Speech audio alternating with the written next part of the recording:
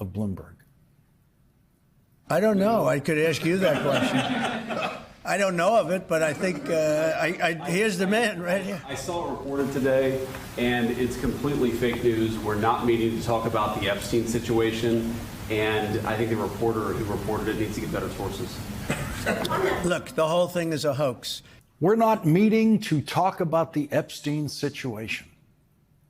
Those are the actual words of the least believable vice president in history today in the Oval Office when his plans for a meeting at the vice president's residence tonight to talk about the Epstein situation leaked so widely, including to NBC News, that James David Vance had to deny that he was planning a meeting to talk about the Epstein situation. He didn't deny the meeting. He simply said, "We're not meeting to talk about the Epstein situation."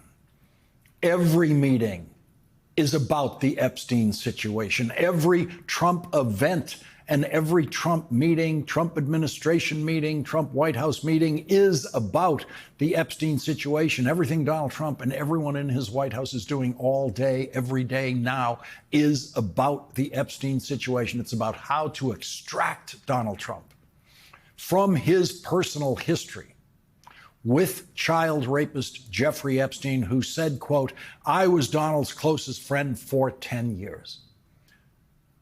That meeting in the Oval Office today where Donald Trump said he was going to impose an illegal, unconstitutional 100% tariff on computer chips was about the Epstein situation. It was about distracting attention from the Epstein situation. And it worked with almost all the White House reporters in the room who were allowed to ask questions.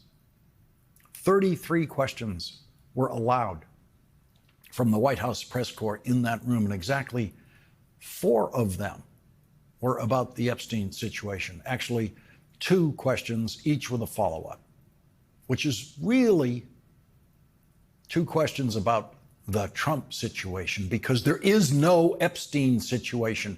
Jeffrey Epstein is dead. And as long as Donald Trump is alive, Donald Trump should face questions and suspicions about his relationship with Jeffrey Epstein.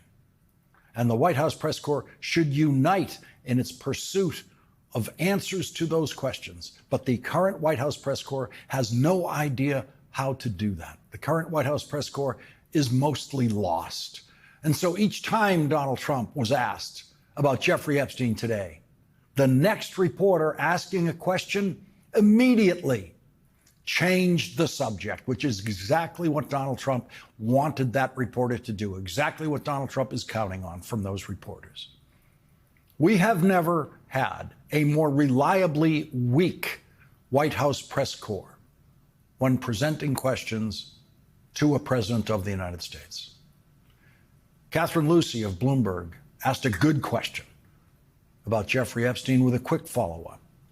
And Nancy Cortez of CBS asked a question about Ghislaine Maxwell, a good question, meeting with Donald Trump's criminal defense lawyer with a quick follow-up. And not another reporter in the room asked a question about Jeffrey Epstein or Ghislaine Maxwell or Donald Trump's criminal defense lawyer meeting with Ghislaine Maxwell or Ghislaine Maxwell being switched to a low security prison, which she was not qualified to be transferred to, and which is now involving extra expense for taxpayers because the security at that prison had to be enhanced simply because that one sex criminal has arrived at that prison. The only sex criminal ever to be assigned to that low security prison. Robert Hood, a former Bureau of Prisons chief of internal affairs, told NBC News in an email that, quote, "Maxwell's transfer to the camp in Bryan is a travesty of justice. To relocate a sex offender serving 20 years to a country club setting is offensive to victims and others serving similar crimes," wrote Hood. 28 questions by the White House press corps today were not about that, had nothing to do with that. And not one of those 28 questions got an answer from Donald Trump that illuminated anything. Not one of the 28 questions got an answer from Donald Trump that was real in any sense. Every one of those 28 questions got a flow of nonsensical gibberish from Donald Trump that included lies. And so the White House press corps is failing before our eyes. Every chance they get to question Donald Trump, every time they fail to pursue the only president in history who had a best friend for 10 years who was raping children nearly every day of those 10 years. Donald Trump's own Justice Department, which he now owns and operates, has said that Jeffrey Epstein raped over 1,000 victims. 1,000. More than 1,000. They don't know how many. They don't know how many thousands of children Jeffrey Epstein may have raped. And most of the White House press corps does not care. Nothing can make them care. Most of the White House press corps has no idea what any of those victims of Jeffrey Epstein and Ghislaine Maxwell have said under oath about what happened to them. We are watching the worst president in history manipulate the worst White House press corps in history every day. But not Catherine Lacey and not Nancy Cortez, not today. It was Catherine Lucy of Bloomberg who got Donald Trump to lie about the J.D. Vance meeting, about the Epstein situation. Is President Vance hosting a gathering this evening to talk about how to respond to the Epstein situation? Is he working on what? Is he hosting some kind of gathering of top advisors this evening to talk about how to respond to the Epstein situation? I don't know. I could ask you that question. Donald Trump knows. That was Donald Trump lying. Everyone in that room knows that Donald Trump was lying when he said he doesn't know if his vice president was having a meeting about him.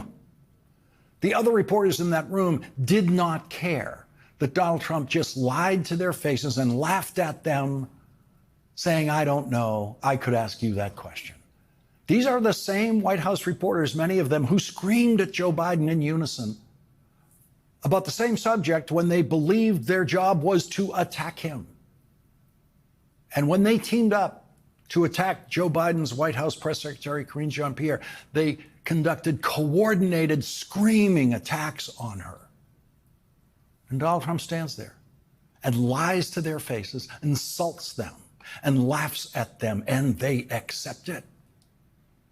Here's the rest of what Donald Trump said in response to Catherine Lucy. I don't know. I could ask you that question. I don't know of it, but I think here's the man right here. I saw it reported today, and it's completely fake news. We're not meeting to talk about the Epstein situation, and I think the reporter who reported it needs to get better sources. Look, the whole thing is a hoax. It's put out by the Democrats because we've had the most successful 6 months in the history of our country, and that's just a way of trying to divert attention to something that's total bullshit, okay? They're used to it now. They are completely beaten down. The White House press corps hears the President of the United States in the Oval Office use profanity, and they have absolutely no reaction to it whatsoever. The first president in history to do that. And he now does it repeatedly, especially about this subject. The Epstein situation, which is really the Trump situation, is what pushes Donald Trump to use that word and use it repeatedly. Donald Trump brings his deviancy into the Oval Office and flashes it for all to see and hear, his vulgarity, his profanity. Most of us use profanity, but most of us know when it's inappropriate. We don't use words like that in church. We don't use words like that with children. We don't use words like that here on this program. And children have been listening admiringly to presidents of the United States since the invention of radio. And children have only heard one president in history descend into the puddle of profanity that Donald Trump routinely uses. Senator Daniel Patrick Moynihan used to use the phrase defining deviancy down to describe what Donald Trump has done to presidential conduct and presidential language. Donald Trump has defined the deviancy down to his personal deviancy. And the entire Republican Party supporting Donald Trump has succumbed to Donald Trump's deviancy. His deviancy includes repeatedly giving his best wishes to sex criminal child rapist Ghislaine Maxwell. He said, "I wish her well," when he was asked about her while she was in jail awaiting trial, a trial where she was convicted. Donald Trump was a friend of Ghislaine Maxwell, and apparently he's behaving as if he still is. And now every meeting at the White House is about how to get Donald Trump out of the photograph that we have of Donald Trump right here with Ghislaine Maxwell, taken in the year 2000, when she was Jeffrey Epstein's girlfriend, when she was Jeffrey Epstein's criminal co-conspirator in raping children, when she personally was participating in the rape of children with Jeffrey Epstein. That's Donald Trump, sitting beside her in what we know was the prime of her criminal conduct and raping of children. Donald Trump has always boasted about the best people. He knows the best people. He says he hires the best people. He says he's especially perceptive about people. And there he is, sitting beside. In a stunning development from the White House, reports surfaced that Vice President James David Vance had planned a meeting at his residence to address what has been termed the Epstein situation, a reference to former President Donald Trump's past association with Jeffrey Epstein, the late financier and convicted sex offender. The news, which leaked widely, including to NBC News, prompted Vance to deny that the meeting was specifically about Epstein, though he did not refute that a gathering was scheduled. This revelation has reignited scrutiny of Trump's ties to Epstein, who once described himself as Trump's closest friend for a decade, and has exposed tensions within the administration and the media's handling of the issue. During a recent Oval Office briefing, Trump announced plans for a 100% tariff on computer chips, a move critics argue is unconstitutional and designed to divert attention from the Epstein controversy. The White House press corps, tasked with questioning the president, faced sharp criticism for its handling of the situation. Of the 33 questions posed during the session, only 2 questions with follow-ups from Bloomberg's Catherine Lucy and CBS's Nancy Cordes addressed the Epstein matter. Lucy pressed Trump on Vance's alleged meeting, to which Trump responded evasively, claiming ignorance and dismissing the reports as fake news and a hoax orchestrated by Democrats. Cordes questioned Trump about his criminal defense lawyer's meeting with Ghislaine Maxwell, Epstein's convicted associate, but Trump again claimed he was unaware of any details. The remaining 28 questions veered to unrelated topics, allowing Trump to avoid substantive answers, a pattern critics say highlights the press corps' inability to hold him accountable.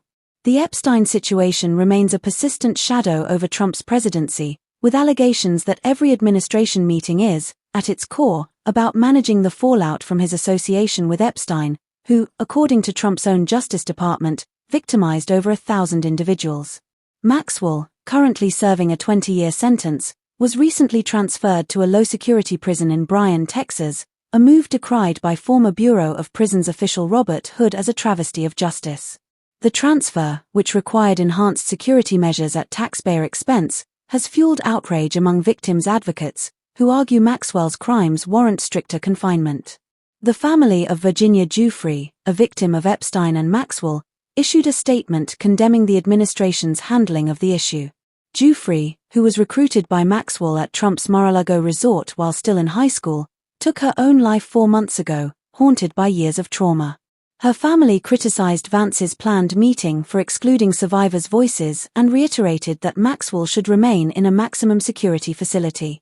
They called for accountability, a sentiment echoed by some Republican lawmakers, including one who introduced a House resolution opposing any pardon or sentence reduction for Maxwell, arguing that clemency would deny justice to survivors. Trump's responses during the briefing, marked by profanity and dismissals, underscored what critics describe as a coarsening of presidential discourse.